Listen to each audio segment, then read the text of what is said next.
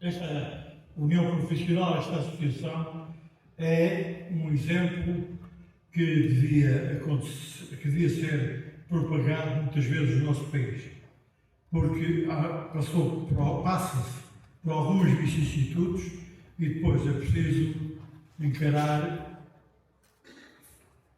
o futuro.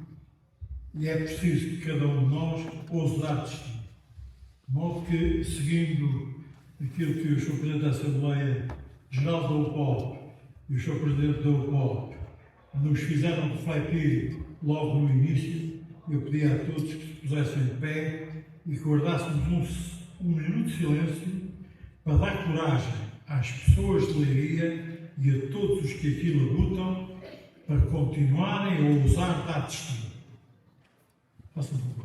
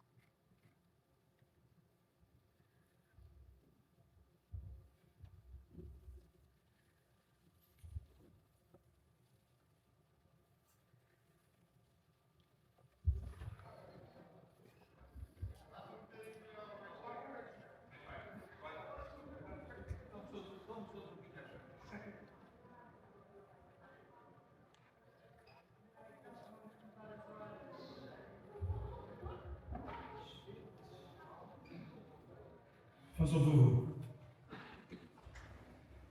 Lembra-se neste minuto de silêncio também de se lembrarem de todos os da UPOP que em 77, 78 ousaram dar destino a cada um de nós e ter um exemplo para o país seguir.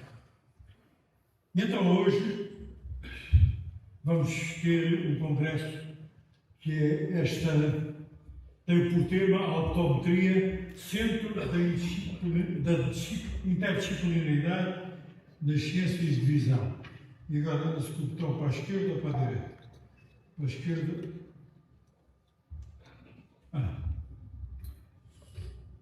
E eu tive que arranjar um título para aquilo que ia dizer, e como será óbvio no fim, isto começa tudo há muitos milhares de milhões de anos, quando os slides passavam. É o largo ou o pequeno? Como? É o do meio. É este? Como é que é? É este aqui. Também era fácil de descobrir que é o botão maior, que é para eu não me enganar. A optometria, de facto, hoje, cada vez que a gente vê, seja o que for, acontece estar no centro do que é a busca do conhecimento humano. E o conhecimento é muito importante, porque, ao contrário do que dizem as televisões, não é a informação que gera conhecimento. Porque senão não seria verdade aquele provérbio muito antigo: quem não sabe é como quem não vê. E de facto é verdade. Eu posso olhar para os dados todos do vosso equipamento da profissão de optometria, se eu não souber o que é que vai aparecer lá, nem sequer noto que existe. Portanto, não é verdade que a informação exista antes do conhecimento. É apresentada como tal, mas não é verdade. O conhecimento antecede a informação e o meio do suporte para esse conhecimento. Note que há muitos milhares de anos, nesta casa que é o universo, que é a casa da luz e da optometria, apareceu uma coisa que na altura se chamava lumen. E o lumen é algo que é uma radiação, sabemos hoje, é uma radiação eletromagnética, propaga-se no vácuo entre todas as posições do universo e acontece, por sorte, na assoalhada que nos é destinada no universo, o lumen está por todo lado. E depois de sabermos isto, foi no tempo da Grécia, houve alguém que descobriu, mais perto, aí há 200 anos, que neste planeta e no universo, um sistema fechado, digamos, este teatro, se a gente fechar as portas da saída, fica insuportável ao fim de umas horas, ao fim de 8 dias estamos todos mortos. Se ficar completamente fechado, sem água, seja o que for. Portanto, na entropia, como medida do que envelhece e abre oportunidade ao novo, a entropia não é caos, é o velho que está a desaparecer a dar uma oportunidade ao novo. Se tivesse o sistema fechado, a entropia cresce sempre. E é por isso que, de vez em quando, acontecem as desgraças que estão à nossa volta e que hoje estão vistas, e de uma maneira geral, na atividade, seja do que for, humana ou de máquinas. Porque é a lei mais universal que existe, o segundo princípio da termodinâmica, escreve-se como uma inequação. A variação da entropia é sempre maior que zero no sistema fechado. E este facto de ser uma inequação tem dentro a expressão de que uma inequação tem um número interminável de soluções e, portanto, é uma enorme diversidade, mas também é a fonte de conflito. E na enorme diversidade e no conflito entre espécies e aqueles que não souberam baixar a entropia, nós temos no planeta uma enormíssima diversidade. E essa diversidade que nos foi crescendo, sem nós termos nada a ver com isso, às tantas apareceram aqueles que contemplavam o mundo. E contemplando o mundo, queriam fazer sentido com ele. E fazer sentido é ser capaz de ter a percepção do que nos rodeia. E nós, durante anos e séculos e milénios, chamamos a percepção com radiação luminosa, ou seja, com luz, com o tal lumen, chamámos-lhe lux. Nós perdemos esse hábito porque impusemos, e não é por acaso que uma das unidades com que se mede características da luz ainda hoje é o lumen e a outra é o lux. Mas nós perdemos essa capacidade de raciocinar, que é aquilo é a radiação luminosa, a luz nas suas diversas qualidades, que é a luz com mais qualidade, ou seja, com menos entropia, outra com mais, e depois temos a percepção como radiação luminosa, que se chama ver. Mas nós estragámos isto, pusemos lá a luz, mas também teve mal, porque deu origem às vossas profissões que vocês honram e enaltecem todos os dias. E isso foi óptica e optometria. E de tal maneira que até o Vasco da Gama tem uns óculos não. Se for ao Museu Nacional de Arte Antiga. Porque isto não há volta a dar. No sistema fechado, a entropia cresce sempre. E a gente depois, às tantas, precisa de correção visual. A óptica nasce na altura do século XV, XVI. E com ela, logo, é optometria. Porque é preciso combater o segundo princípio da termodinâmica. Porque se o sistema, em vez de fechar, se abrir, eu posso, em partes dele, descer a entropia. E ao descer a entropia, tornam as coisas com mais qualidade. E se a entropia baixa, aparece então a optometria. E é para isso que existe. É para baixar a entropia e nós passarmos a ter a correção visual. E nós ficámos muito contentes. Tínhamos esta coisa que era o ápex de tratado, seja quem for, que era a óptica e a optometria. Só que houve um azar no meio disto. É que o Talmud tinha-nos avisado, da judaica, tinha-nos avisado desta coisa. Nós não vemos as coisas como elas estão, mas sim como nós somos. E se lembrarem das ópticas, da física, daquela tralha toda, a gente garante que a gente está a ver tudo exatamente como é. Mas não é verdade. Não é verdade que eu tenho um sobrinho autista que vive encerrado no mundo que está dentro do crânio e ele vê as coisas como ele é, não vê as coisas como elas são. Porque lá o lumen, a luz, vai por aqueles caminhos, não vai por outros. E então, nós sabemos hoje que o lux, ou seja, o entendimento do mundo utilizando luz, depende, com certeza, das propriedades da luz, do sensor, que é o olho, está bom ou não, mas dos sistemas de crenças, aquilo que a gente sabe a anteriori, que tem argumentos e pesos. E deixam ressaltar o facto de estarmos aqui, porque um dos argumentos da presidência desta fantástica união profissional foi que é preciso honrar aqueles que sofrem e aqueles que ousam dar destino. Há muito poucos que são capazes de ousar dar destino. Muito poucos.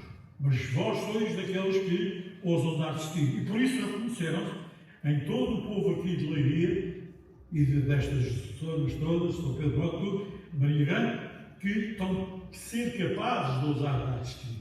E isto é parte do sistema de crenças. Algumas são religiosas, mas aquilo que quando se escreve sistemas de crenças é hoje um corpo matemático, que assim se chama belief system. E depois do corpo, como a gente vê, depende das emoções. Quem feio o ama, bonito lhe parece. Não devo ter dito isto bem, mas pronto. Mas isto tudo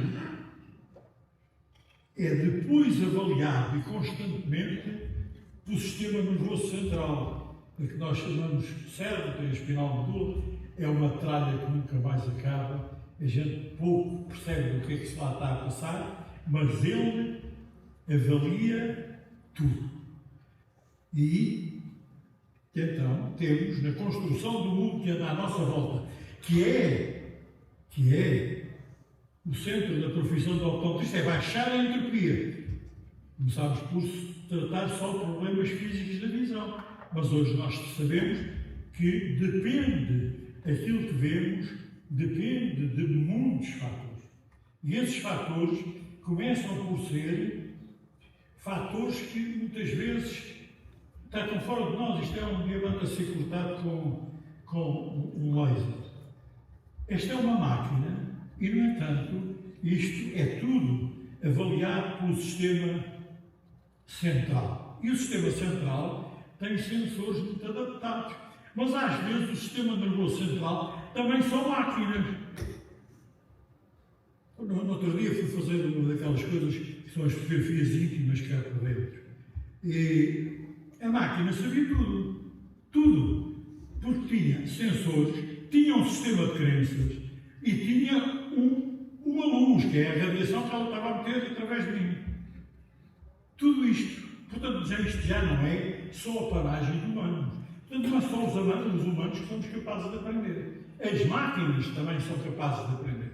E porquê é que são capazes de aprender? Porque nós temos matemática. E a matemática é muita matemática desenvolvida no final do século XIX e até aos anos 60 foi o que criou a inteligência artificial. E o que mostrou, mais que mostrou, milhões de vezes, até agora ser moda, que homens e máquinas, ou seja, seres de carbono, nós somos de carbono, e estas coisas que estão projetadas são seres silícios, nós somos capazes de aprender por mesmas razões, por associação, por transposição, por saber os valores próprios das coisas. E este mundo é tão interessante que mostra, que mistura seres de carbono e silício, que eu adoro sempre esta fotografia dos anos 90, quando se começaram, 90 não, nos anos 70, 80, depois 90 já foi muito avançado, que era como é que a gente é capaz de fazer um ser que é em parte de carbono e em parte de silício. No limite, somos capazes de pôr neurónios, células do cérebro, agarradas a transistores. E isto é o mundo que nós somos capazes de antever uma célula criada no microprocessador. E este mundo dá esta coisa fantástica, que é um ratinho feliz com uma data de microprocessadores à volta. Portanto, a percepção depende do lumen, da qualidade da luz, do sensor, do olho especialmente, mas depende dos sistemas de crenças, que é aquilo que reverbera dentro de nós, que pode vir por revelação, por dedução, por indução, matemática, é o que quiser, pelas emoções, o que quiser. E depois é tudo gerado e visto por aquilo que vem e que nós, ultimamente, temos quase que medo. Aliás, os políticos têm o medo desgraçado, porque não sabem nada de matemática, falam do algoritmo e parece que tremem. Querem até regular o algoritmo. É melhor que não regulam, porque cada vez que eles regulam, isto fica tudo bastante desregulado. Mas pronto, mas isso é um mito. Mas é assim, uma parte do cérebro está fantástica, está rodeada destas coisas, e agora existe uma guerra por aquilo que conhecemos. E o pessoal, em vez de cabeça, tem aquela confusão na cabeça. De modo que está na hora dos optometristas darem, outra vez exemplo, e ousarem dar destino. E ousar dar destino é, como há 50 anos, quase 50 anos, não? Optometristas se juntaram, fizeram os cursos da Sociedade Europeia de Optometria, depois fizeram uma escola que explorava este conhecimento. Tem a física da visão, depois tem a aplicação à baixar a entropia daquilo que as pessoas têm na percepção, e chamamos isto de optometria clássica. Mas porquê é que ficamos aqui? Se já sabemos que depende dos sensores, dos sistemas de crenças, do corpo e do sistema sensível, emocional, neuronal. Então basta que a gente junte os sistemas de crenças para a formação da percepção, que é o que as pessoas que andam a estudar optometria no desporto e em outras coisas que fazem mal à saúde, não sei se sabe aqui um parente, no desporto dá cabo dos fortes e mata os fracos, a julgar para as lesões todas. Isso é uma opinião muito pessoal, não por parte. E este mundo que tem a optometria clássica, a formação de percepção, há muitos artigos neste congresso que já são mais sobre a formação de percepção e que abrem uma porta para a profissão de optometrista que nunca mais acaba. Porque se agora puderem psicologia, a hierarquia da comunicação, juntarem as ciências do cérebro, ou seja, as pessoas que trabalham com neurociência, vocês têm que a optometria fez um grande caminho que foi passar de uma optometria clássica para uma optometria cognitiva. Eu espero que este congresso, que é o seu tema, e aquilo que vão tratar estes dias, abra, como há 50 anos abriu, o mundo da academia e o mundo da formação para esta nova realidade que é a optometria cognitiva.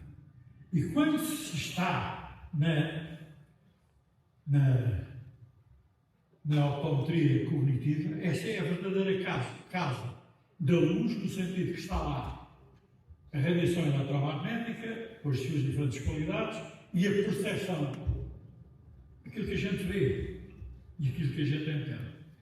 E é preciso melhorar isto tudo, ou seja, manter o sistema aberto, baixando o impacto dele, a entropia.